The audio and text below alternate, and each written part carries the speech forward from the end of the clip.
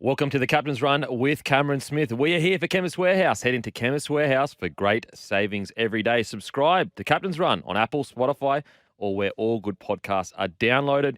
Give us a call, 1300 01 1170, or text 0457 736 736 and ask us all your rugby league questions. And make sure to follow our brand new Twitter at Captain's Run NRL and follow at SEN League on Instagram and TikTok. I've got the great Smithy here. How you going, brother? Kempy, I'm good, mate. A week on since the Origin. Mm. Origin 3 in Sydney, of course. New South Wales victors, but Maroons didn't reclaim, just held on to the trophy for another 12 months, which is good. So I've been at home just relaxing, trying to relax. Any golf, mate, or what? Catch up on a bit of sleep. I've had one round. I snuck out on my own. I needed a little bit of space. I just went out there and just had a hit. And anyway, How'd you go? not great. Not great. Mate, I'll tell you what. I hardly had a chance to play golf during that Origin series. It was just, mate, Billy was just cracking the whip the whole time. Oh, mate. You know what? I can picture it. He comes across as all mate. nice and all good bloke. Yeah, we get it. Please. He No. behind the scenes, absolute Yeah. dictator. Absolute Yeah, dictator. He's a tyrant. Anyway, no, good, mate. It's good. Nice that the Maroons held onto the shield, but now good to get ready for the pointy end of the NRL season, which is great. What is going wrong at the Sharkies? I mean, what a bizarre position to be in because they beat all the teams they should beat, and then they get up against teams and they don't lose by a little bit. They lose by a lot against the top tier teams. What do you reckon's going wrong at the Sharkies? Well, mate, I don't know, and this isn't a new thing, right? So they finished second outright before the finals last year, but thinking back to last season as well, like they struggled against the top teams last year as well. Yeah, it just so happened that they had quite a favourable draw where they played a lot of the bottom 8 sides, so they picked up a fair few wins. But it's the same story again this year. Like, of course, on the weekend, most recently they went over to New Zealand, playing an informed footy side against a team that were playing behind a very parochial home crowd, like it was sold out, and they got beat by 44 points to 12. Like you said, they take care of the teams that aren't travelling so well. Like, so the previous 2 wins were against West Tigers and the Dragons. Oh, sorry, and then you add one more, the Bulldogs. But prior to that, like, they played Melbourne. They got touched up in Melbourne. They got beaten at home against the Broncos. So there's something where they struggle to step up a level when they're playing against the quality football sides. Against the sides that what the quality sides do is they don't just put together patches of good football. They don't just put together 2 or 3 minutes of quality rugby league here and there. From the first kickoff to the final siren, they're out there testing you, and I think that's what the Sharks struggle with a lot. And although they've got Nico Hines, who won last year's Dally M medal, and is one of the better players in the competition, they seem to not be able to handle that sustained pressure against them. That's the way I view it. Is that they're okay when they're playing sides that apply pressure to you every now and again, and at times relax, and then Cronulla get to play their football, not feeling too much heat. But when they're playing sides like I mentioned, Penrith and Brisbane and or the Storm, the other sides that are quality sides, they just can't seem to put together 80 minutes of football. Yeah, it is. Fitzy finds himself in a really interesting position because you could play it safe and go, okay, I got this roster that can get me into finals footy, essentially. Like that, most likely now, don't get me wrong, over the next 2 weeks, they play top 8 sides. They actually could fall out of the top 8. But in a normal year, this squad gets us into finals footy. You got this hard, I guess, decision to make. Do I go for the top prize and make really tough calls? But those tough calls could also drop me out of the 8 because I'm changing something that is working to a degree. Yeah. And I think that he's facing one of the tougher battles because when you're in like the bottom 8, it's almost like, well, of course I'm going to risk everything. I'm not even playing finals footy. Where in your top 8, you're in this weird kind of no man's land of like, should I stick with what I've got? They show promise, but not really. And Yeah. so I think that the biggest issue that Fitzy faces right now, rather than talent, I think it's team balance. And what I mean by that is, okay, so you've got Nico at 7, you've got Moylan at 6, and both players in attack are incredible. But balance-wise, defensively, do they balance each other out? Probably not. As we've seen, Moylan has been dropped. Talakai has been moved to the bench. Connor Tracy's been brought in. And so I wonder whether you go, okay, Nico Hines is a super, super dominant ball player. Like he's on the front of everything and he scores. Basically, Moylan obviously has a say in how they score points, but Hines is the tip of the spear. So I wonder whether they need to bring in, like this is what Wayne, used to do from an outside looking in. He would pick one side centre that was usually like the attack strike centre, and then he'd pick like a battler centre on the other side. And he would balance his rosters really, really well. And I just think that when you look at the Sharkies, for example, Talakai, incredible in attack, but obviously Reed's in defence he struggles with. I think Fitzy's biggest challenge is finding not necessarily talent, but rather a roster that balances and complements each other in the big games. Yeah. Yeah, no, that's a fair point. And talking about their roster, if you go across their entire side, Kempy, like they don't really have a consistent sort of like representative players, if you know what I mean. Like there's no. So Nico Hines, he got 10 minutes of Origin this year. Sifa Talakai played 15 minutes of Origin last year. They've got some former representative players in Dale Finucane and Wade Graham. That played for New South Wales. But outside of that, they're very good club footballers. But maybe that plays a part as well in stepping up against those good sides. Yeah. Like the top 3 teams in the competition right now, Penrith, Brisbane, and the Storm. You look across their best 17, like they're littered with state of origin players. So that's playing in the sort of elite competition of our sport. So they're used to the big games. They enjoy playing against the best players, the best teams in those cutthroat type situations.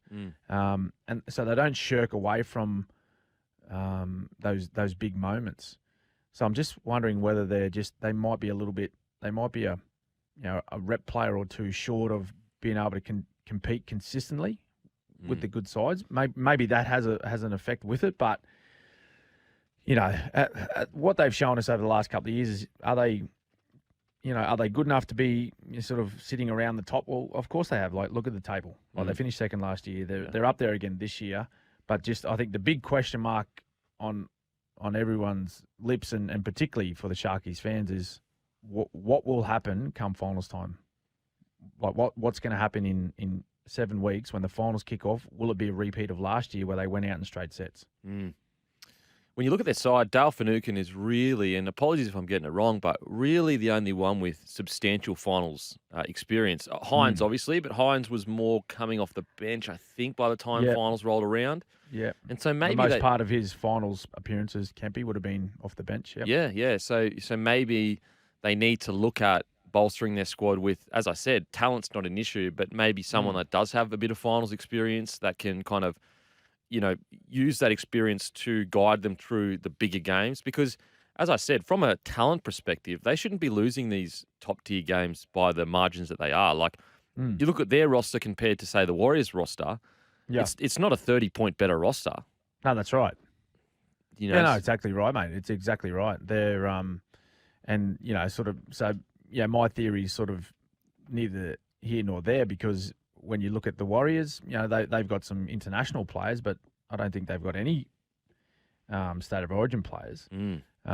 Similar situation at the Raiders as well. The Raiders are going well at the moment, but the biggest test for those sides is what will they bring come finals time?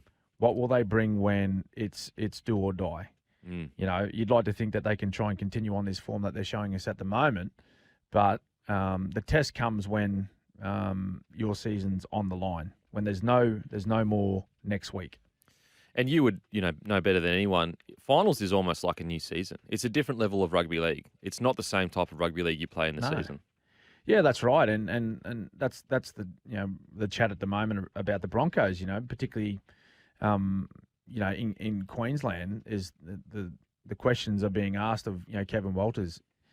Does he see this football side as a premiership contender? He's come out and said yes. All of his talk about that his team is obviously going to be positive, but that's where they failed. Like particularly last year, they did so well for 3/4 of the season, and then they had a couple of setbacks with injury, suspension to Paddy Carrigan, and they fell off the cliff. They just couldn't handle that rise in intensity at the back end of the year when they needed to make that step, and they missed out. So it's what the Sharks did last year, mate. Like we're talking about the Sharkies at the moment, and it's exactly what the Sharkies did. They got to the finals in a such a good place where they finished second. They had a home semi-final, and it all imploded. Mm. So they get beaten in Golden Point to the Cowboys after starting that game really well, and then they had to back up after losing that game. They had to back up the following week against the Rabbits, and the Rabbits just they sort of just swept them. They just swept them out the way. Do you think they sort of went without a whimper, really? Yeah. Do you think that this is more a case of it's only second year with this squad and they can develop into a finals footy side? Well, mate, I'll tell you. Like after last year, I'd like to think that they took away some learnings from last year, particularly in that final series. Because if they don't, then you think you'd start getting a little bit concerned. I'd like to think that as disappointing as it would have been to end their season the way they did after such a successful, regular season, I'd like to think that they would have gone away and gone, okay, why didn't we handle that all that well, those two matches that we played? What are some reasons why we didn't play as well as we could have? First and foremost, you got to acknowledge the opposition. What did they do well? How could we have done things differently during those matches? But where was our mindset at? Mm. How could that have been better? Like, did we go in there with confidence, or did we go in there thinking, well, we'll just a bit of trepidation, we'll just see how the opposition turn up? Because you can't do that. Like as you said, it's a new season, and you got to go to another level if you want to go to the grand final. If you want to go to the grand final and have a chance of taking out the premiership, you have to go to another level. And looking at their back end of this season, Kempy, like they've got Manly this week, but then their next two, they're away. So they play Penrith at Penrith.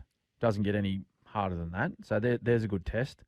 And then they back that up the following week. They actually go to Perth and they play the Rabbitohs. So I'd be gearing up. That Rabbitohs game, after that Rabbitohs game is finished, right? They've got 4 weeks left before the finals. That's a good test right there for yourselves to play two teams that will feature in the finals, and you'll have to beat both or at least one of those if you want to go all the way. So that's a real good test for the Sharkies a month out before the finals. I will say that people that I'm sure pressure will start to build around Nico, and because he's the main guy, and he kind of welcomes that pressure. But I think that he can't really do much more in regards to what he's doing on the footy field. Obviously every player can improve, but I feel like their issues are not Nico related. I think they're actually more edge defense that needs sorting, which is so surprising because Fitzy, I'm pretty sure he was a Roosters defensive coach when Freddie. Yeah, he was. When Freddie won back-to-back 18-19, he was in New South Wales, I'm pretty sure, defensive coach. Yep. So, look, as I said, I think it's a mixture of two things. I do think that the balance of their squad needs just a little bit of tweaking. And also, we have to remember 2 years ago, this team was not even close to being a premiership threat. They were like 10th. I mean, making the finals for them 2 years ago was a massive win. So I think it's a mixture of give Fitzy and this squad some time to develop into what they need to, but also some tweaks maybe need to be made, which Fitzy is doing. He's obviously rested Wade Graham. He's dropped Moylan. But we're going to head to a break. After a break, we're going to talk about North Queensland Cowboys, their great turnaround. We're going to talk about the biggest threat to Panthers, issues at Tigers, and also the futures of Haas and Faisal Malawi. What would rugby league be without a bit of controversy? So the week before, Titans obviously got done for a penalty for leaving early, and they lost the game against the Dolphins because of that penalty. Fast forward a week later, RCG is literally getting called offside by the ref. He ends up being the closest person to Tanner Boyd and putting the most pressure on him.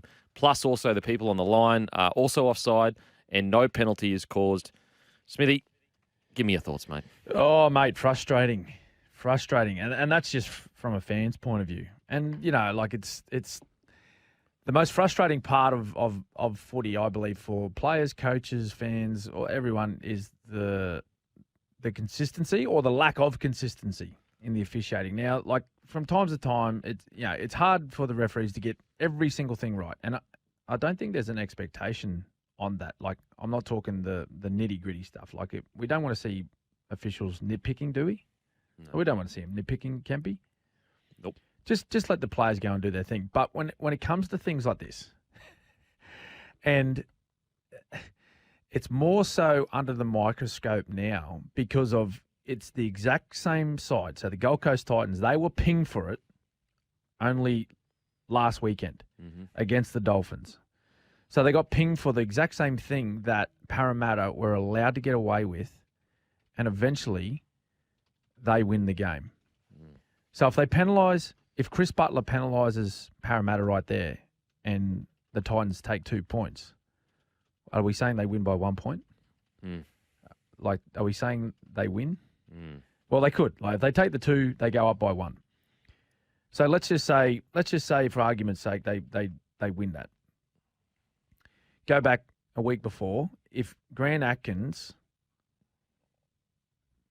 doesn't penalise the Titans, it ends up a draw. Let's just say a draw at worst. So there's 3 points. There's 3 competition points for the Titans. So they beat Para, and let's just say it ends in a draw between the Dolphins and the Titans. There's 3 competition points. They're currently sitting on 20. If they add the 3 points, they then go to 23. They are 1 point out of being in the top 8, instead of now being a couple of wins out of it. Well, So they got to make up 2 wins. Well, what's crazy is that if you actually go back to that Titans game, if there was consistency, the drop kick before against Tanner Boyd, they were offside. The Dolphins were. So they could have picked up. They actually kicked. Yeah, that they actually kicked. Yes. So they could have actually picked up 4 points over the last couple of weeks. That's right. So I said that's what I was saying. Yeah, at the very least. At the very least, let's just say it's a draw and they get 1 point each. But you're right. If you want to penalise a team for being offside, attempting to go and put pressure on a guy attempting a field goal, then do it all the time. No matter whether it goes over or not, the player was offside. Yep. When they come out the player was actually offside for the Dolphins that touched that football in midair. It just so happened it went over, so the referee just let it go. Yeah. So I think that's the disappointing thing, and I can only imagine what Titans players and in particular the fans are feeling right now. They'd be feeling dudded, especially when the NRL can't be. Especially when the NRL. Graham Ensley comes out on a Monday morning and says, "Yep, we got that wrong. That should have been a penalty." Ouch. Oh, goodness me. And particularly when, look, if they're sitting well and truly in the top 8, if they're entrenched in the top 8, you could almost cop it. But because they're in a precarious position right now where they have to win, you would think they'd have to win nearly every game for the remainder of this season to have any chance to play finals. Every win is like gold at the moment for the Gold Coast Titans. And to be fair, they should have won games that they have lost this year, the Titans. So they've put them. Let's start by saying this: they put themselves in this position. But the last 2 matches, off the back of the same call, the very same call has gone against them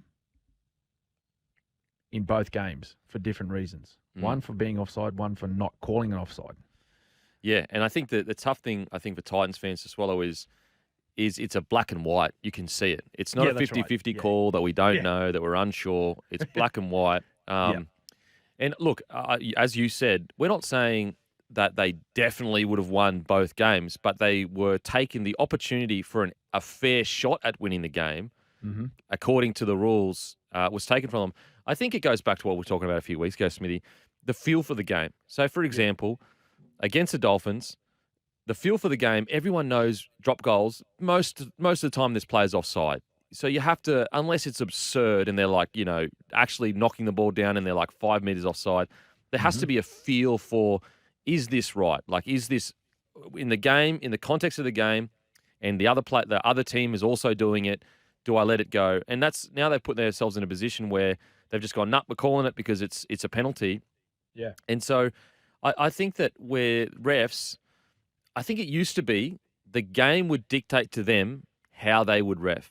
I think it has changed now where the refs are dictating to the game how they ref because you go even to and I know I'm speaking biasly because I'm a Broncos fan. We still won or whatever. It's not it's not about the Broncos. So first set of the game, they kick off, they're at tackle 3, and there's a penalty for holding down.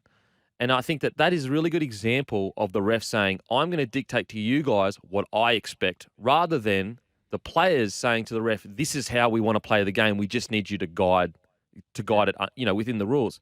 Go back even further. Origin, I think pretty sure New South Wales first set got a penalty. And so when you're giving away penalties in first sets, you haven't even allowed the game to settle or to give a feel to the ref to see how it's going to be. Because some people try to say, a rule's a rule. I'm telling you right now, if the refs played the game and ruled the game black and white, there would be a penalty nearly every second tackle. There'd be penalties everywhere. Yeah, I think if you break it down across the season and any field goal attempt, right, it's refereed the way Chris Butler refereed that game on the weekend.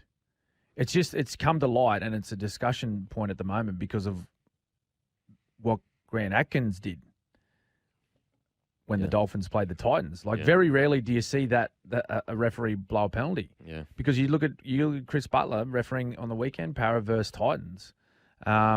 He just let it go. And that's what you see every game. Every game it goes to golden point. Every game where there's someone attempting a field goal, there's guys, millimeters offside or leaving slightly early, but they let it go. So that's why. It's because there's contrasting decisions made by referees week on week, and it just so happens that it involved the same team.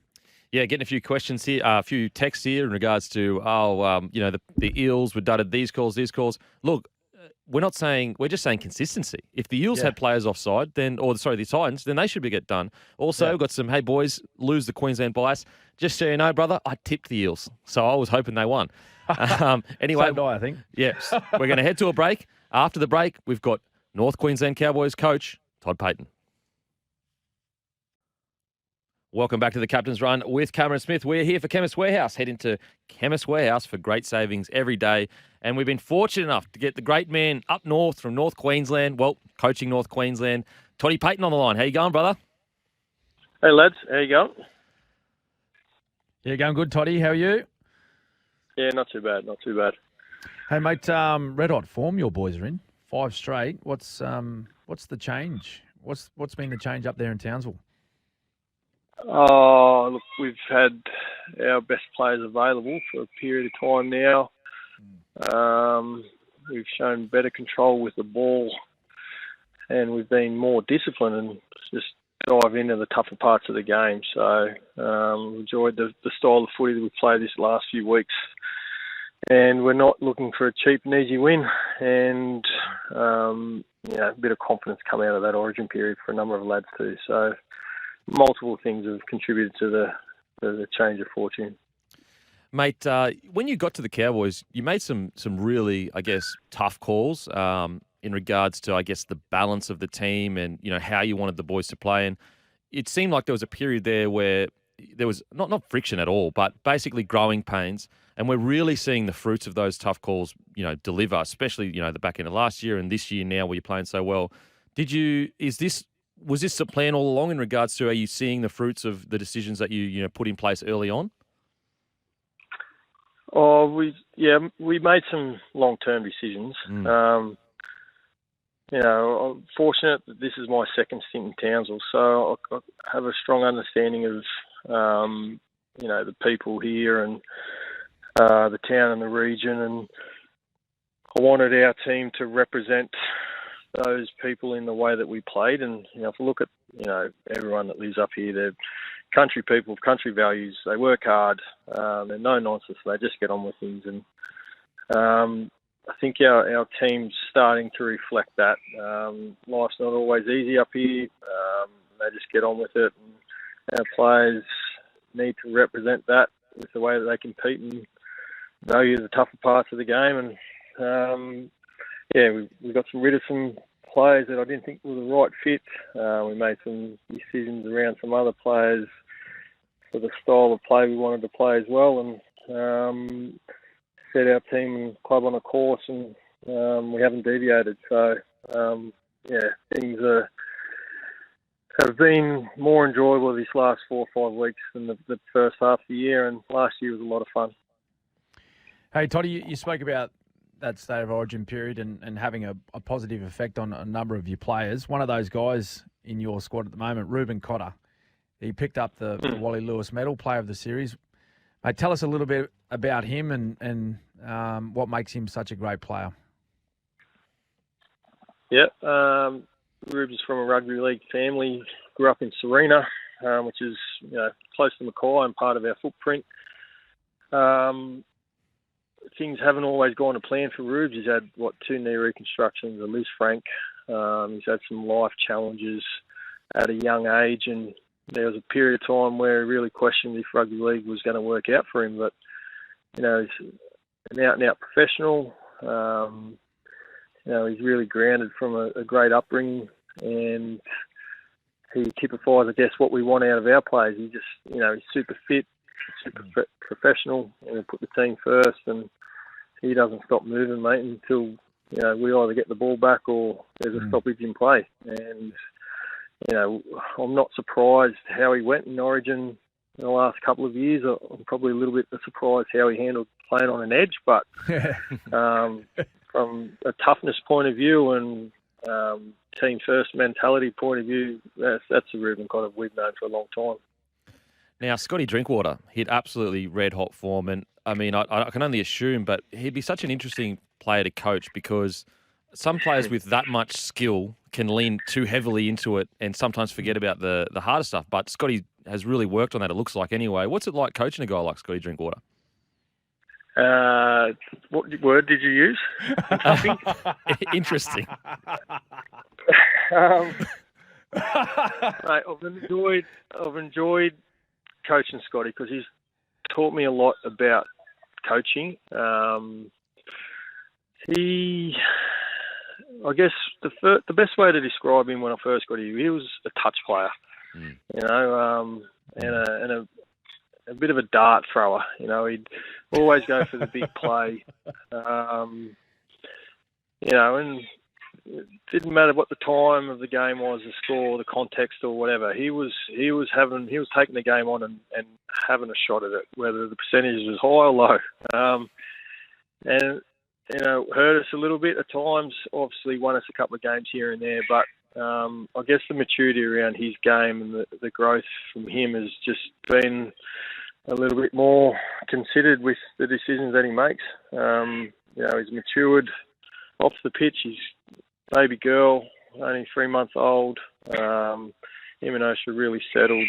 He's signed a long-term contract, and he's engaged in what we're doing. He's talking a lot. He sees the game quicker than most. So I'm not surprised that he's taken his game to where it's gone to.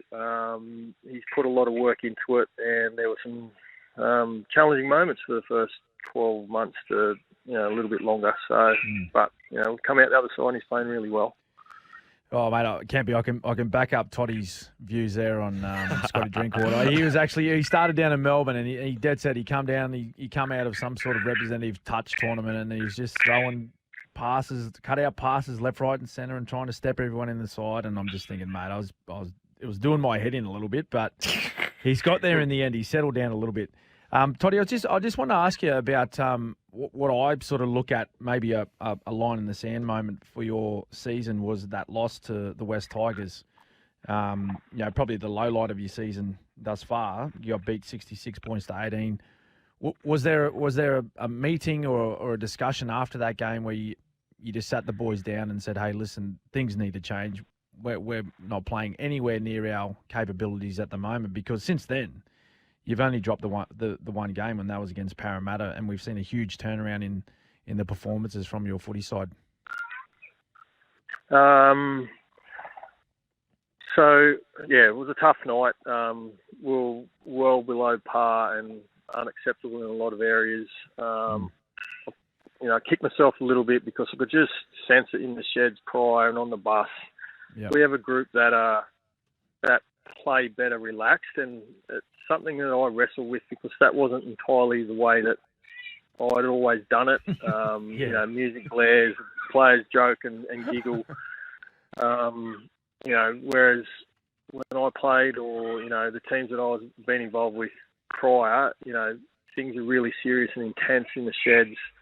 But we don't play well when we're like that. So there's a sweet spot for us, and I've felt prior to that game we were on the wrong side of that sweet spot in terms of looseness, and I didn't say anything. Post that match, I just said, look, sheds at Leichhardt are difficult. You can hear everything coming from the outside. So I said, Get your shit, get on the bus, and we'll talk back to the hotel. Spoke about my concerns prior to the match. Just spoke about my uneasiness with the looseness that had crept in, and take my responsible part in that. But I knew we were going to respond because we were embarrassed the week later. It's just what we needed to get right day after day from that moment forward, So players have been pretty strong. Our training, our work ethic towards training's never been an issue. It's just been consistent day after day with it. And like I said before, we've enjoyed the tougher parts of the game this last 6 weeks. Mate, before I let you go, I need to know, Chadwick Townsend and the Players Club, have you gone down for a hit with the boys yet, or what? Surely. Yeah, they stung me $85 for a shirt. Oh, no way. They didn't make the coach pay. They did it. So Dean Young's dad owned a pub, right? And for years, and Craig, his old Craig man saying was, Craig, you don't make money giving away beer. So he told that to the players, and they've taken that mantra on. So they've charged all our boys up here $85 a shirt, and then we find out that Val gets down to Origin camp and starts handing out free kits. So everyone up here is filthy. Wow. I can confirm he did. Especially, so Tommy's paid for his shirt, right? Yeah. They go out and have a couple of hits together, and they get down to Origin camp, and then Val hands out about 15 shirts. I can confirm that happened. Wow. Wow. Oh, mate. No. Thanks so much for joining us, Toddy. Really do appreciate it, and good luck for the rest of the season. Love seeing the boys go well. Yeah, too easy. Thanks for having me. Good on you, Toddy. See you, mate. There he is, Toddy Payten. Are the boys fair dinkum, mate? And also, charging the coach. Not Come even on, boys. look. If they had given him costs, they said, "Look, we'll give you a cost, not RRP, recommended retail price. We'll give you a cost, so $45." But they've gone $85, the whole shebang, profiting. Holy wow, Chadwick, Jesus, eh? Oh well, they got to keep winning. They're probably in a bad mood at that stage. They weren't winning footy games, so they charged the coach. Mate, I'll tell you what. Hard on them at training. If they win a grand final, surely it's free shirts for everyone. Surely. Oh, just anyone. Come on, nah. Just jump online and get some. Grab one. Players Club, isn't it? Playersclub.com.au. Yeah. It's a Players Club on Instagram as well. They play obviously play golf, and they've got their own shirts and golf shirts and hats and everything. It's really, really cool. It's him, Val, Scotty Drinkwater, and I think a few of the other boys jump on. We're going to head to a break. After the break, it's our best hands. Thanks to Schnitz. Welcome back to the Captain's Run with Cameron Smith. Thanks to the SEN app. Download it today for free in app stores and listen anywhere, anytime. What do you got, Smithy? All right, this week, I've got 1 point going to Brian To'o for his one-handed put-down in the corner to score in Game 3 of State of Origin. Played outstanding too, Brian To'o. Massive game. I thought he actually played really well through the entire series. Mate, just quickly, Brian, he's averaging 200 metres a game in Origin, all of his Origin Yeah. career. it's crazy. Insane. Crazy. Yeah, and was just fantastic again for them. Big Brian. 2 points goes to Xavier Coates for his leaping effort over Junior Ponga to score a hat-trick against the Roosters. He was on fire. Took the intercept in the first half. Went down the other end to score, but then after that it was off a couple of kicks, and he played extremely well, Xavier. Storm going well. And finish off 3 points. Well, it goes to Gutho. Clint Gutherson for his put down in the corner. Now, the put down was one thing, but the effort to get there. So they went down their left side, of course. He played short. The ball got just sort of tipped out the back. He actually was on the ground. He got back up, ran back around, scooped it up, and then put that effort in the corner to get it down. Gutho against the Titans. So 3 points to the King. Mate, if you ever wanted a clip, now don't get me wrong, it took skill to put it down in the corner, but if you ever wanted a clip of a try or something or winning a game is from pure want, that's the clip you show, because he was just a bloke that wanted the ball the most. He got up, he kept chasing, it was a bad play, he just wanted it more. Yeah.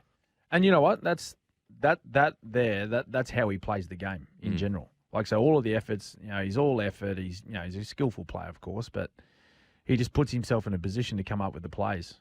Big play by the King there. Absolutely. We're going to head to a break. Schnitz bite into golden, delicious handcrafted schnitzels. After the break, we'll wrap up the first hour. We got some text here, Smithy. Yeah, mate. Hello to the goat and beak. Love your work. Question for no, that's a different one. Boys, can you say to the New South Wales people, it's two Queensland guys. Of course you two are going to be more Queensland bias.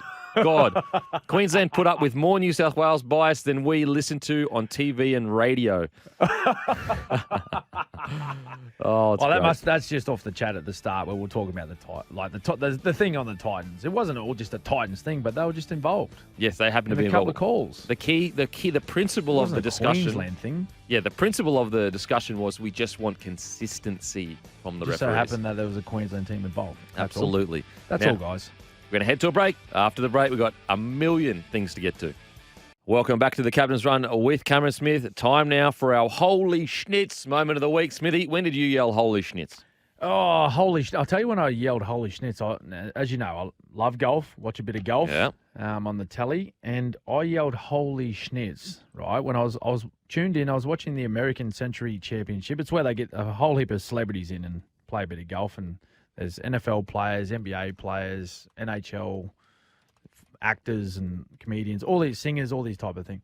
Anyway, so I'm watching Steph Curry, right? And he's an athlete. We know he's an athlete. Like, we see him playing for the Golden State Warriors or whatever, but he loves golf. He's an avid golfer, and he's pretty good at it too. Anyway, he gets up on this par 3. Guess what? Hole-in-one Kempy. Wow. Hole-in-one. I just went, holy schnitz. Oh, my God. Talk about Chef talented. Curry. Mate, too good. So he just smashes half-court threes and half-court shots and everything. Then he just goes bang, gets a golf club. Now I'll just hit a hole-in-one as well. Mate, he is so gifted. Apparently, I think there's a documentary coming out on Apple TV. Okay. Yeah, Steph Curry's got good ratings. Yeah, I think it's like in the next week or so. Wow. Look, I think everyone's going to know my Holy Schnitz moment. Right. It's when the great Valentine Holmes absolutely oosed the back rower. I don't know whether it's I don't know whether it was a recent recruit from the Tigers or whether it was Hamola Olakau'atu. But I mean, it was Olakau'atu, yeah. Okay, it was Olakau'atu. Oh my God, that guy is 100 plus kegs. Absolutely, usually knocks blokes out when he's running the ball. And Val absolutely creased him. Mate, I seen it too.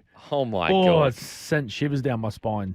I think I saw, anyway, allegedly, I think I saw Val whisper into his ear, "Holy Schnitz," as he ran off. Again, all allegedly, I can't confirm.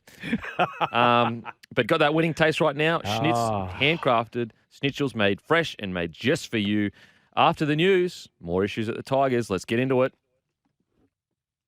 Welcome back to the Captain's Run with Cameron Smith. Time to see which young players are climbing up the Bailey ladder. Workside trusted for over 60 years. 60 years, Kempy. Holy. Unbelievable, mate. Unbelievable. And we were talking about this young man just before the break.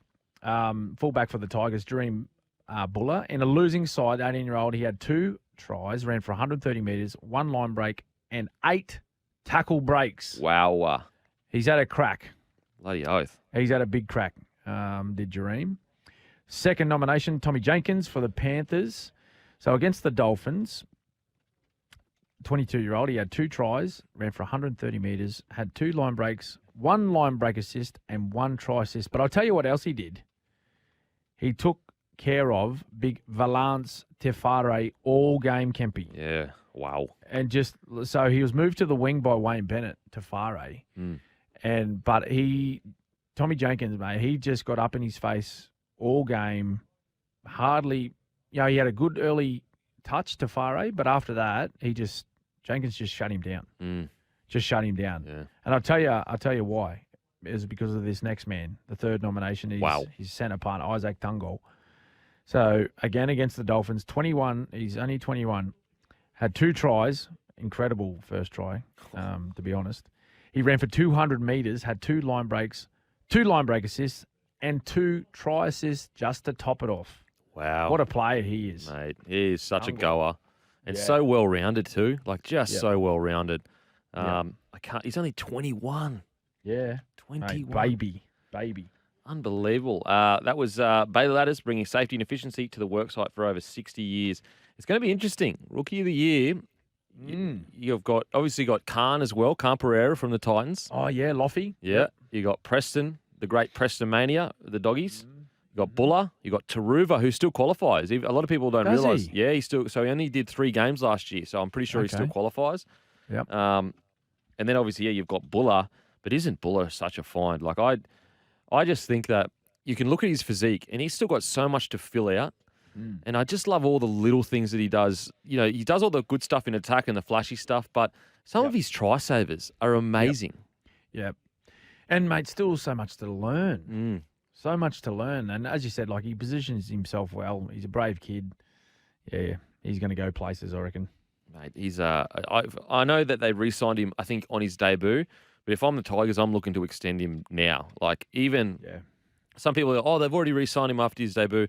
I would go as far as to go upgrade and extend. And some people might go, well, that's stupid. You've already got him contracted. Why would you use more of your salary cap to upgrade him? But I think the goodwill you buy by doing that with him, and in the long term, like, so let's say that he's on, let's just say 200 at the moment. And let's say you go, you know what, mate? Next year, you're going to get upgraded to 500, the year after 6, the year after 7. Yep. By the time that third year rolls around, 7 will be chump change. 700K will be chump change for what he potentially could be. And you look at all the good sides in regards to salary cap balance, 700K for a key player at fullback is good. Yeah. Well, so he's currently, how long, what's his term now for his contract? 25, I'm pretty sure. Right, okay. So, So only another 2, so it's 20. yeah, unbelievable. Unbelievable. So I can't wait to see him play, and just his attitude that he brings, and even that little, like, there was a try against the Sharkies right at the end that Katoa scored, where if it had been the old rules, it would have been considered a knock on. But he literally dives across as he's covering defence, dives across, and his hand hits the ball as Katoa was trying to score. Yep. Like, these little moments that are just magic. They're pure, and they're just desperation. The game was already over. They'd been beaten by, decent margin, but he's still having a dig. Yep. Nah, he's going places, mate. Dream. Presto on the edge there. Jacob Preston, how good has he been? The big mullet on the edge. Well, he's been like a rock for the Doggies, Yeah, hasn't he? mate. Like, he's just a wholehearted player. Just gives his all every week. Very reliable. Got great skill too, which is, it's a good mix of, high work rate, but can play a bit of footy as well. He's fantastic. It's funny how you find these guys just pop up, just these young kids pop up and just dominate parts of the season, and it's a real good look at the future. They're like golden eggs. Well, You Preston. just cannot afford to lose those guys. Oh, mate. Preston was with the North Sydney Bears, not even a first grade squad last year. Yeah. And he's come And on just and impacting. Opportunity. Yeah, mate. Yeah. Incredible. Yeah. Anyway, we're going to head to a break. Bailey Ladders bringing safety and efficiency to worksite for over 60 years. Welcome back to the Captain's Run with Cameron Smith. Let's get into some text, Smithy. What do you got there, mate? Once again, Para not mentioned. What about Brendan Hands? Hooker is one of the hardest positions. Imagine being a rookie at hooker. Chalk from Caterwood. What do you reckon about that? Calderwood, maybe. Calderwood. Yeah, I think Calderwood, yeah. No, Brendan Hands, he's actually been playing some good footy. He's going to play the season out, isn't he, now? Yeah. Josh Hodgson, he's got an injury. I think he's gone in for neck surgery, so I'm highly unlikely that we'll see him back before the end of the season. So, no, he's playing well. Chalk, we haven't forgotten about Brendan. No way. And some guys that have been sort of standouts for us this year. Yeah. Hey, boys, love the show. Question for Cam. Who was a hooker you based your game off? And give us a smoky for Dally M. Keep up the good work, lads. Never thought I'd be happy to listen to Cam Smith being a Blues supporter, but the insight is unreal. From Smithy Tweedheads. Oh, another Smithy. Well, the hooker that I based my game off when I first started out was Danny Badiris. Yeah, wow. He was the premier dummy half in the competition. He was the best dummy half in the competition. So I used to watch a little bit of vision of Danny playing for the Newcastle Knights and, learn a few tricks off him and had the pleasure of playing against him many, many times in club footy and also State of Origin. So very healthy rivalry against him. I always felt that he brought the best out in me and he's a great fella to boot as well. All righty, we're going to head to a break. After the break, we're going to go a deep dive into every game this week. Welcome back to the Captain's Run with Cameron Smith. We are here for Chemist Warehouse. Head into Chemist Warehouse for great savings every day. Let's get into it. Dragons v Tigers, Thursday, 7:50, Wynn Stadium. Dragons team news. Sloan, Bird, Little all return. Murdoch, Masilla drops out. Tigers team news. Nofaluma back on the wing. Laurie starts at 5'8", and Talon De Silva joins the bench. Smithy, what do you reckon about this one? Yeah, I like to see. I like Noffa back on the wing. He's a club favourite, and can find the try line, which is what the Tigers need at the moment. But I like the Dragons in this one, Kempy. They're back at home. They're coming off a bye. Seems as though all that Ben Hunt talk has settled down a little bit. And all the focus has shifted onto the club that they're playing on, the Tigers. So maybe that's going to take a little bit of that mental energy out of them this week, the Tigers and the Dragons. Being at home, a couple of players back in, all of their dramas seem to have sort of died down now. I think the Dragons might get a victory there. Yeah, this is Dragons v Tigers. Talk about a game that it's not necessarily obviously the result matters, but both teams probably not going to make the 8. But when you talk about individuals playing for contracts, individuals playing for, their future. I mean, that's what we've got here. There's plenty of players here that if they have bad form for the rest of the year, they might find themselves without a club pretty soon. Yeah. I will say, although Sloan's back and he shows so much promise, I think that they should have kept Lomax at fullback and just said, you know what? He's on a massive wicket. And what did we talk about earlier in regards to salary cap balance? Yeah. You put him at fullback and you go, all right, Lomax, you've had all this talent for so long and you've definitely shown it in patches. So, but no longer can we go, okay, you're out in the centres. So there is this kind of grey area of, is he getting good ball? Is he not? Are we struggling? We put you at fullback and we go, have at it. There's no reason why you can't impact every game that you play from now on. There's no worry about, getting enough ball or being involved enough. And so I would have actually gone Lomax at fullback and maybe Sloan on the wing because I think that Lomax at fullback, as I said, it balances your salary cap, but also there's a lot of potential there. He was incredible for them last game when he did get moved to fullback. What do you reckon, Smithy? Yeah, I agree with you. He's a wonderfully talented kid, Sloan. Wonderfully talented kid. I just think that he needs a bit more time in there and just a bit more work on his game. Like he's got that natural ability. He loves running the football. I've seen firsthand in one of the tries he scored this year. I was at the ground where he got a pass in traffic. He had to beat about 4 players, but he sort of weaved his way through 4 players, ended up running about 75 metres and scoring a try. So. He's got great natural talent, but I think he just needs to focus on some smaller parts of his game, particularly his defence. He seems to struggle a little bit, defending in when he's defending a fullback and sort of, the opposition players make line breaks, he has to come down and try and make tackles. He struggles a little bit in that area. So I think if he makes improvements in some small parts, some basic parts of the game, he can be a much more all-rounded player. Lomax in the centres, compared to fullback, I understand what you're saying there, but I like him as a centre. I think he gives more impact overall as a centre, and he's a great target for him out on that right edge. When if they can get him into space and some early ball, he's one of the harder centres to defend. He's got such strength where he can beat his own man. He can skip to the outside. He's got good speed and a nice pass where he can draw the winger as well. He's a talented player. But yeah, they've chopped and changed and moved players around, and that can't be great for sort of continuity within their group. But I still think the Dragons get this one done. Although earlier in the year the Tigers beat the Dragons up at Suncorp. Yeah. In Magic Round it was. So they got them in a tight game there. But I think just what's happening at the Tigers at the moment, look, if they come out and play well and win, like good on them, like that'd be a big win. But I think Dragons in this one. Yeah. In regards to Lomax, the reason why I'm so interested to see him at fullback, so he played, 50, 60 minutes there. He had 28 runs, 254 metres, 10 tackle breaks.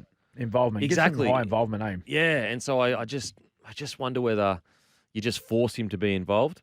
But anyway, Tigers, look, they just got to get a win, or at least they just got to play well. They just got to play well, seriously. They got the roster. They got the forward pack. Appy's going to be back for his second week, so hopefully they can turn things around. Now, Warriors v Raiders, Friday, 6 p.m, Go Media Stadium, Auckland. Marata Niokore returns from suspension. Bunty Afoa returns from concussion. Papali'i and Horsburgh and Solo all return for the Raiders. How do you see this one playing out, Smithy? Oh, this is a great matchup. I'm loving what the Warriors are doing at the moment. Just loving what they're doing. They're just, they're a team. I think they might be the footy side this year that could possibly be a lot of fans' second team. Yeah. You know what I mean? Yep. Just because of their return to New Zealand, what they did in the last couple, we're all aware of that. But the results that they're getting now for being at home and having a coach that it seems as though he's implemented a fair few things that these players have responded to. I think he's done a lot of work. Andrew Webster in the preseason, just building a very sort of basic sort of outline of what their football should look like. And so all their players have an understanding now. Like if you're talking about the Warriors of the past, and you've played there, Kempy, always a very highly skillful, talented footy side, but just didn't have that consistency that was needed to be a great footy side. If you know what I mean. So they could come up with some of the best football you'll see all year, but then some of the worst as well, and sometimes in the same game. Yep. But he's brought this level of consistency to their footy side, helped by a fair few of their older players playing in some of the best form that they've had their entire career. Sean Johnson, unbelievable. Tohu Harris is playing well, and they're riding this high of a fair few wins now, and their supporters have jumped on the back of it. Like those scenes across the weekend when they played the Sharkies, unbelievable. Sold out crowd. Yeah. Incredible. It's such good scenes. Incredible. But they're facing a footy side with a couple of big names back in themselves and timely ones as well. Two guys playing in the middle, Papali'i and Horsburgh. I think they can go again, mate. I think the Warriors can win this. Yeah, we actually got a text here. It's quite a long text, but I'll just get the gist of it. Arvo boys, loving the show. Denon, I have a bone to pick with you, mate. Respectfully, of course. On Friday, you said on Matty John's Morning Glory show that you think the Warriors will drop out of the 8. For context, I was asked, who I think would be the 8. I didn't say like out of nowhere they drop out, and yes. I said maybe the Warriors. Anyway, so basically, the text is, should I eat some humble pie in regards to. Well, I mean, yeah, sure. Like I didn't. This was said before the game against the Sharks. We have to remember they beat a very understrength Eels side, even though it was a good win, and then they got towed up by the Rabbitohs at home. Mm-hmm. But after their performance against the Sharks, I definitely think they'll make the 8. That was a real test game for me in regards to the Warriors and where they're at. And so, Yeah, for sure. I think that if anyone's going to drop out of the 8 at the moment, it'd probably be the Sharkies. But in regards to Warriors versus Raiders, the Warriors are just such another example. We spoke about it in the Dolphins in regards to roster doesn't mean everything on paper. It's about systems. It's about environment. Mm-hmm. And this Warriors roster is good on paper, but it's not this incredible, crazy roster that you'd expect to blow everyone out of the. I mean, a lot of people would have had them in the bottom 8 at the start of the year. I personally did. I had them finishing, anywhere from like maybe 10th to 14th, really. And what they've managed to do has just been so good. And I think Webster, if the Dally M Coach of the Year was selected after the grand final and Ivan Cleary had gone, the treble, then obviously you go Ivan Cleary. Yeah. But it's selected before, and I think Webster's a shoo-in for Coach of the Year at the moment, surely. Oh, has to be. Surely. Has to be. So, yeah.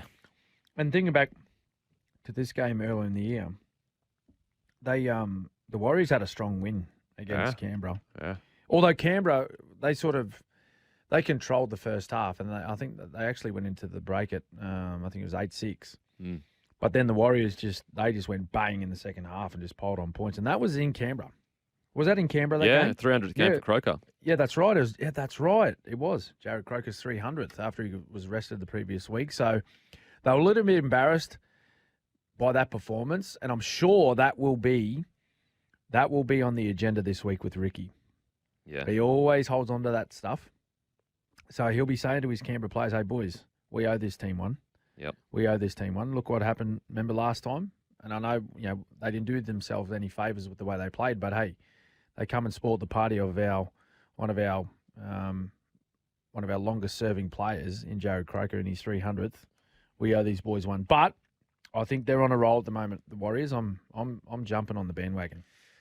Yeah, I like the way they play and just the gritty nature at which they play. We spoke about, as you just mentioned, Smithy, the Raiders came out and dominated the first half, and I feel like Warriors of yesteryear, if they get dominated in the first half, very rarely.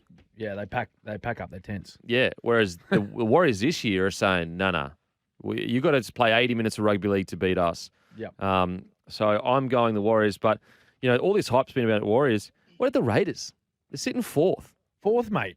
It's an amazing year for the Canberra Raiders. Like in a year where they lost their fullback, they're really short-stacked for such an important position. Yeah, all the talk of Jackie Whiten. All the talk around Jackie Whiten. And Jackie Whiten's had a relatively quiet year as well. Yeah, by his own standards. Yeah, by his own standards. They've been amazing this year, the Raiders, for what they've managed to achieve with the roster they have. Like you compare, you got Whiten, Fogarty, Chris, and they rotate their 9. You compare that spine compared to like the top tier spines, like they really shouldn't be close to them, yet they are because they're so gritty. Yeah. And they could finish top 4. Yeah. Really. Yeah. Really they could. Yep. Warriors and then like Newey, West Tigers, they got a Storm in there, but then they got Doggies, Broncos and finish with Sharkies. So they could well and truly finish top 4. It'd be huge. Absolutely. Now, after the break, we're going to continue our round preview. Welcome back to the Captain's Run. Let's get straight into it because this is a big one, Smithy. This is a big one. Rabbitohs with all their stars returning. Broncos with their stars returning.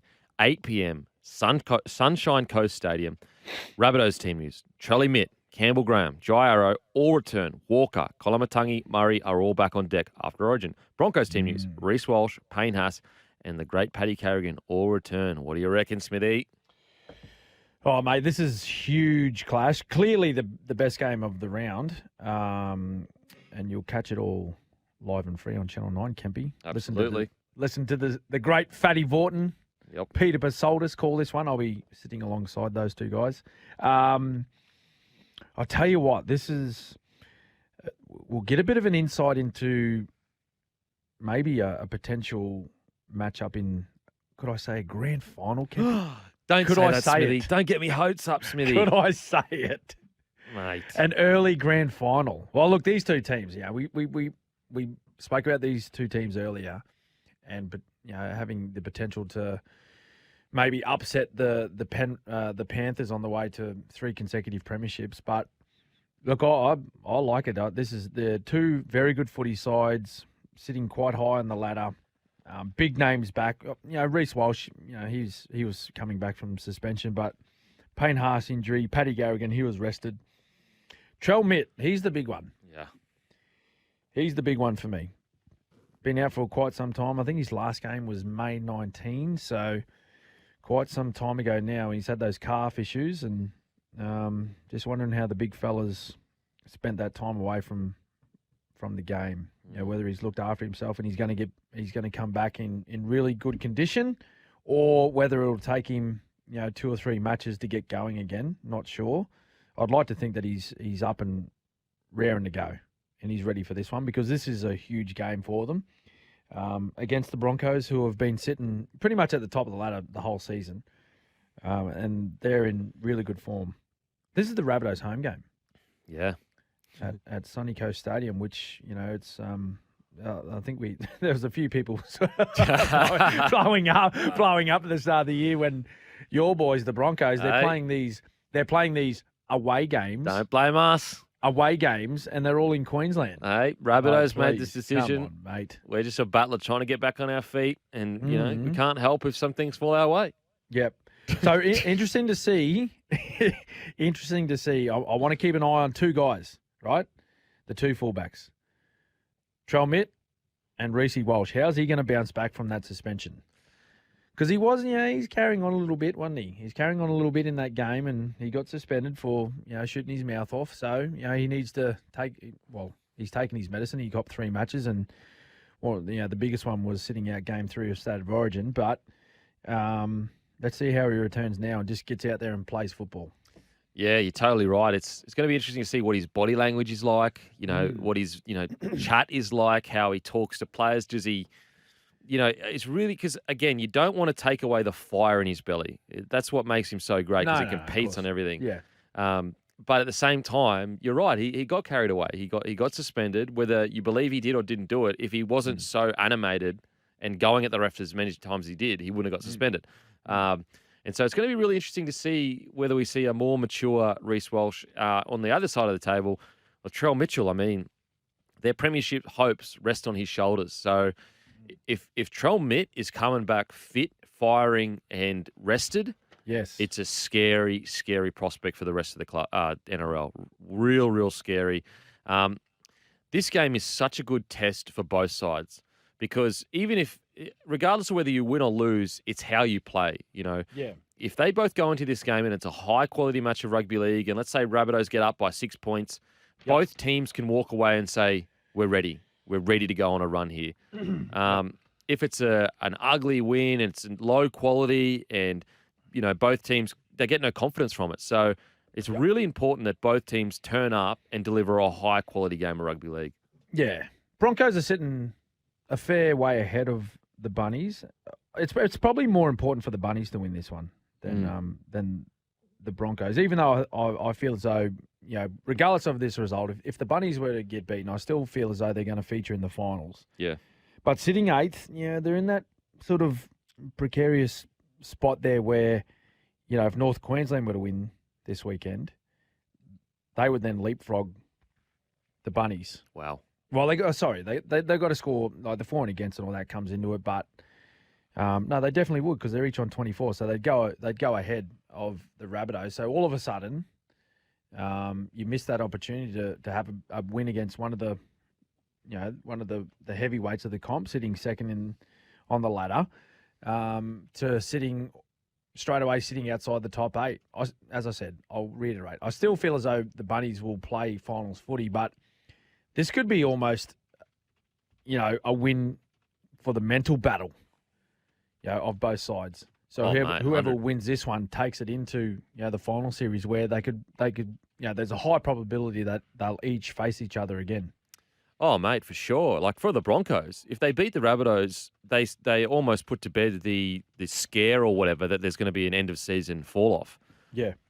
And the Rabbitohs, if they beat the Broncos, they go, we're the real deal. We can really go all the way this year. Now, next game is Titans v. the Roosters still in the comp. Okay. Titans v. Roosters, Saturday, 3 p.m. at Cbus Stadium. Titans news. Tino is out with suspension. Isaac Liu moves to prop. Aaron Clark starts at lock. AJ Brimson returns at fullback. Campbell moves to the bench, and Stimson returns onto the bench. Roosters team news. Teddy returns at fullback. Manu moves to centre. Suoli'i back on the wing. Terrell May replaces White. on the bench, and Turpin stays at hooker. Brandon Smith-Ray's on the bench. What do you reckon, Smithy? This is an interesting one. Yeah, this is a very interesting one because I don't know, the Titans, even when they have their big names out, like so across that period where they had a few Origin players out, they still went out and competed really, really hard. Yeah. And the Roosters, well, I don't know, just it's not happening for them at the moment. Well, sorry, not at the moment. It's just not happening for them. Full stop. Tom, is Thomas there? I think he is. Crickets. Yeah, no, crickets. nothing. He can't even hit the crickets Yeah, button. I don't even think he goes and watches the game. Wouldn't surprise me. He's out. Yeah. Okay. Giving up on his team. Yeah. So there it is. There he is. There he is. He's still there. Is there a button for Schnitz that you could press Yeah, or he no? found it. Can we get some? Get some. Can we get a direct line to Schnitz, please? Oh, mate, I would love Schnitty that. at the moment. Anyway, back to the footy. Yeah, well, mate, I don't know. Well, Teddy's back. Week off, of course. Jesus, some news around that just I quietly. couldn't believe it. He played Mate, Origin gee, during the week. Mate, let him go. Jeez, like Trent Robinson said, mate, have a week off. You need a break. You played that much footy. Get away. You don't need to come to the game. And then he gets bagged for it. Like, seriously. Anyway. Mate, listen, this isn't going to be popular with our producer, but I'm going Titans. Mate, I'm with you. I'm going Titans at Seabus. I look at the Titans and the results haven't gone their way, but I think that they're playing gritty, tough rugby league. I'm really excited for them as a club. I think that they're the closest they've been to when they first started with Preston Campbell and all those boys, Luke Bailey, Minicello, all those boys that were part of that initial squad, Scotty Prince. I'm really, really excited for this squad. As long as they can keep Tino, I think they've come so far when it comes to resilience, mental toughness, hanging in games. I really think that I'll be surprised if they aren't in the 8 next year. I would be surprised. I really feel like they're making good progress. Desi Hasler at the club, Benny Hunt potentially, maybe. Who knows what happens? In regards to the Roosters, I spoke about this on Monday. I really think that, the Roosters, if you look at them the last 10 to 15 years, they almost go in cycles where they go, all right, huge recruits, premiership. Huge recruits, premiership. And I think that with the rule changes that came about the same time of that, refresh, I think they leaned a bit too heavily into the new type of rugby league that we were seeing with their recruits. And it's a mixture of leaning a bit too heavy, and also the game changed again and went back to what it was, closer to what it was before the rule changes. And so I think that when you look at their recruitment, it hasn't really landed as strongly as they have in the last 2 times they've done those big recruits. We look at Sonny Bill, you look at Maloney, Jennings, 2013, I'm pretty sure. Then you go 2018, you got Cronk, you got Teddy. And I just think this... Crichton. Whereas this cycle, I just don't know whether they have nailed it as well as they usually do in regards to, not necessarily talent, they've definitely recruited good talent, but have they clicked as well as you would hope in this cycle? Yeah. Oh, well, I think the answer is definitely no, they haven't. When you actually look at their side on paper, it's one of the best lineups out of anyone in the competition. Yeah. That'd be right in saying that, wouldn't it? Yeah, for sure. But it's just not happening for them on the field. And there's been some comments around, Brandon Smith and the recruitment of him coming across, and just how that just hasn't clicked as well. How they haven't found just the optimum role for him in this footy side. He clearly hasn't played the football that he was playing previously when he was at the Melbourne Storm. So I think they haven't really found the best, maybe not even the best position or the best role for him to play in this footy side as yet. But yeah, it just they're severely playing under their capabilities. There's no doubt about that. And that's not even a criticism. That's just general fact. I think, all the players there are aware of it. The coaching staff are aware of it. You can see it. You can see it on their faces after games. I was watching, quite closely on the weekend when they took on the Melbourne Storm, a couple of their key players, and in a few moments in those matches, there was a couple of errors made or something didn't quite go to plan. And, just watching guys like Luke Keary, just the look on his face was just it was almost like he didn't know what else to do. Mm. He was just lost for answers. Mm. And very rarely have you, almost never have you seen that on the faces of players at the Roosters. So there's something going wrong there at the moment. It's just, training might be great. The atmosphere around the place might be good. The energy might be good. But if they're doing positive things at training, it's certainly not transferring onto the footy field on game day. Yeah, and make sure you don't miss a Titans double header this weekend. Catch the NRL side against the Roosters and the NRLW side against the Cowboys for Superhero Saturday. And don't forget the NRLW. It starts. It's ready to go. Away. Cannot wait. After the break, we continue our round preview. The Mazzas are good. Welcome back to the Captain's Run. We were just bothered by Fletch, absolute punish, but also good bloke. Yeah, new Mazda. All right, yeah, Mazda 3. It's got it from Aspley, mate. Aspley Mazda. It looks like a drug dealer's car. Oh, wow. Unbelievable. That's not like Fletch to come in and be disruptive. Anyway, welcome back to the Captain's Run with Cameron Smith. Let's get into games. Knights v Storm. What do you reckon about this one, Smithy? Yeah, well, Dane Gagai, he's back in the centres. No changes to the Storm team, which you'd expect out of that big win against the Roosters on the weekend. We touched briefly on the Storm earlier. They're just rolling along nicely, aren't they? They're sitting in third. Yeah, it's crazy. And sort of, if you look at they had a bit of an up and down sort of start to or first half of the year, but from about that halfway point, they've been fairly consistent and they've been stacking up the wins nicely. Just watching them play their footy, they're starting to settle into their football a bit more than what they were at the start. They looked a little bit clunky, I thought, in the first half of the year, and come up with a couple of performances that you just thought, nah, that's not that team. That's not where they're at. And for whatever reason, they had a couple of they lost to the Bulldogs and then they were playing the Titans where they were in the league comfortably, and then give up. What was it, about 3 tries in the space of about 7 minutes in that match on the Gold Coast. So couple of losses where you just thought, nah, I don't know, there's something going wrong. But they've turned it around. Like, to their credit, they've turned it around and they're playing some pretty good footy themselves. Just watching Craig on the weekend, though, like I was telling you how I was watching that game closely, and I don't know, he didn't have that animated sort of.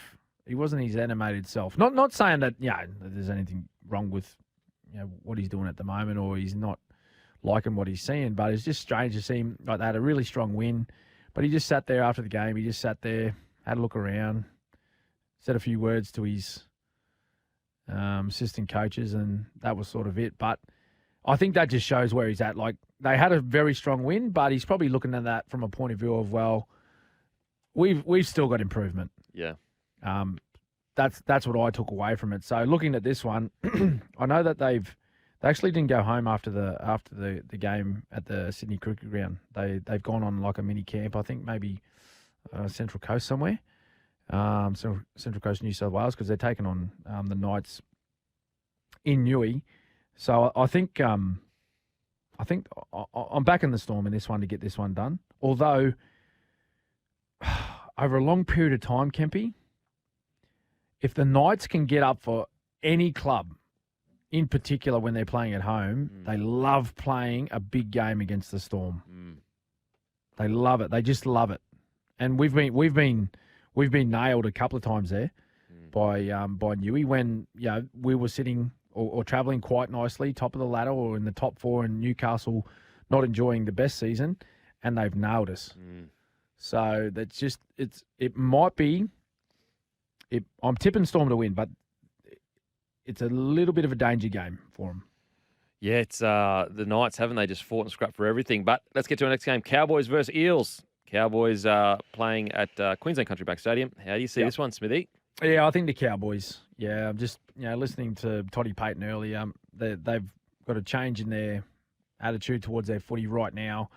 They're all excited. They're all have a strong understanding of the changes that needed to be made from the start of the year. Eels, Big Reggie's out, Micah's out for the next month. They're being replaced by some handy players in Ogden and Hayes Dunster, but Cowboys for me, mate. They're in a bit of a groove at the moment. Geez, they look good. They're exciting to watch too. When they get that roll on through the middle and, Scotty Drinkwater starts ball playing, it is just so exciting to watch. Eels, in such a strange position because their for and against is pretty good. Yep. Losing RCG obviously hurts quite a lot. Well, not quite a Yes. lot. Massive out. Yep. I'm just so excited to see Mitchell Moses for the rest of the year, though. I just think he's going to take so much confidence from his Origin performances, especially Game 3. I thought he was really solid. But, yeah, the Cowboys, for me, they just seem to be hitting their straps at the right time. They seem Yep. to be timing their run to perfection.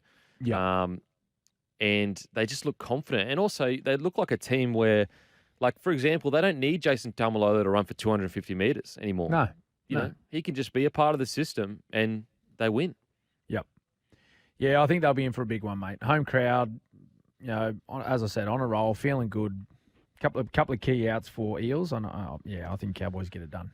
Eels are like, if they would have missed the 8, because you look at the wow. ladder and they're, what are they sitting right now? They're I think they're sixth. 6th.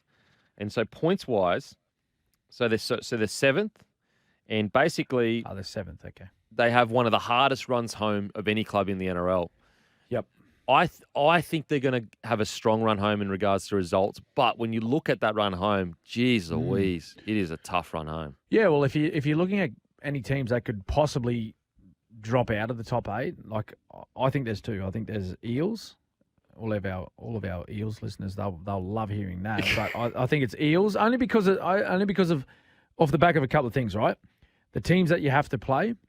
All right, you got some really difficult teams to play. You're playing the Cowboys away, and next week they play Melbourne away. So it's 2 tough road trips back to back. You're going to Townsville, then you're going down to Melbourne. So they're not only are the trips hard, but they're hard to beat those teams as well.